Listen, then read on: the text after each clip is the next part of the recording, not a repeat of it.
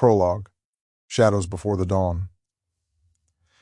A compact, angular spaceship, its hull tarnished by micrometeorite scars and cosmic dust, speeds through the cosmos, approaching what looks like a big blue marble surrounded by twinkling lights. On the ship's view screens, the marble slowly grows bigger, eventually turning into a visually stunning planet. As the ship continues on its course, against the blue background, another dot appears. This one grows too, but into something quite different. Finally, the scout ship pilot, Tessik Varnhume, sees a large mothership hovering above the planet, designed to be an unmistakable declaration of presence. The mothership strikes a silent, subtle, geometric warning. Measuring 1.5 kilometers along its primary axis, the vessel is an elongated, inverted pyramid of interlocking, matte gray alloy panels parked in a stable geosynchronous orbit.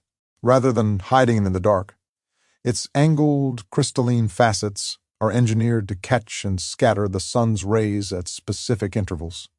To the populace below, it looks like a brilliant, unblinking daytime star. Despite its constant visibility, the ship maintains structural and gravitational stability. Its compact, hyper-dense footprint, easily housing the 10,000 crew members across efficient, modular vertical tiers. Seamlessly integrated into the very apex of the pyramid is a localized quantum telemetry spire. This apex acts as a continuous beacon, emitting a tightly focused, non-visual resonance. Tucked into the recessed underbelly is a massive hexagonal shuttle bay, masked by thermal dampeners to hide the signatures of departing scout and support craft. The ship's lethal capabilities are entirely subtle. High-intensity laser arrays are flush with the superstructure, appearing only as thin hairline fractures along the geometric plates, until they slide back to reveal their pre-ignition glow. Tessik radios the mothership requesting permission to dock. While waiting for permission, Tessik watches the streaks of light emulating from the mothership in an almost rhythmic sequence. Matching the streaming lights are small dots of light that appear on the planet in a synchronized response to the flashes of light. Normally, the planet's inhabitants would stand and stare at such a wondrous show, if not for the fact that the result of each flash is the destruction of another defensive missile or planet-bound fighter. The last vestiges of their defensive infrastructure are being surgically removed with astounding precision. Like reef sharks cutting through dark shallows, the Architect's fighters glide low over the terrain, their movements deceptively fluid until a sensor ping snaps them into a sudden turn. Lasers flash, bathing the next target in a strobe of light. These ground-based fighters streak through the canyons, running hot on reconnaissance. No need to attack. They are tasked with painting any remaining defensive capabilities with a fluorescent glow. The mothership laser arrays operate at full capacity, more than capable of handling the mop. As the last of the planet's defenses are obliterated, an appointed planet representative prepares a surrender speech. Privately, the planetary representative laments as they walk onto the stage. We welcomed them. We were spellbound by their promises, their pledges of protection.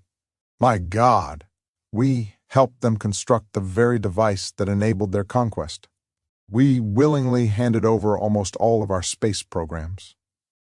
Heeding their promises, we abandoned much of our defensive capabilities. We diverted those resources into the Architect's programs and proposals. We rushed to embrace their treachery. We accepted their pie-in-the-sky claims of advanced technology. Why didn't we remember? If it sounds too good to be true, it is too good to be true. At last, Tessik is in range.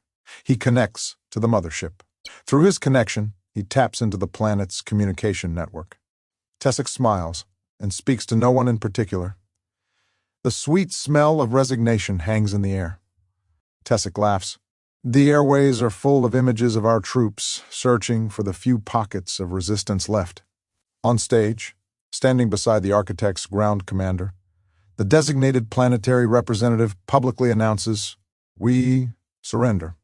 The ground commander takes over the microphone to present his ritual speech to the conquered. The ground commander is a chameleon, changed with every campaign. His birth name is a distant memory. Fear not. We're not conquering you, as promised. "We're bringing you the universe." Finally seeing through the rhetoric, the inhabitants of the planet bury their faces in their hands.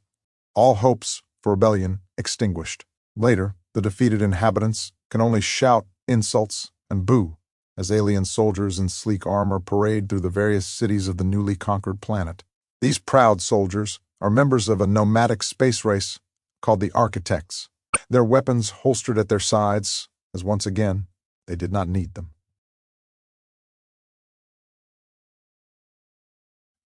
Inhabitant remarks, "How could we have been so blind? How could we have been so easily deceived?" The Architects promised a bright future.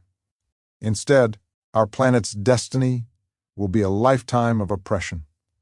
The inhabitants watch as the Architects' ground fighters and troop shuttles line up to climb back to the stars on the very gift they offered. The local population is subdued beneath the sterile orbital control towers. The Architects finalize another conquest, not with fire, but structure, conquering millions with just a few 100,000.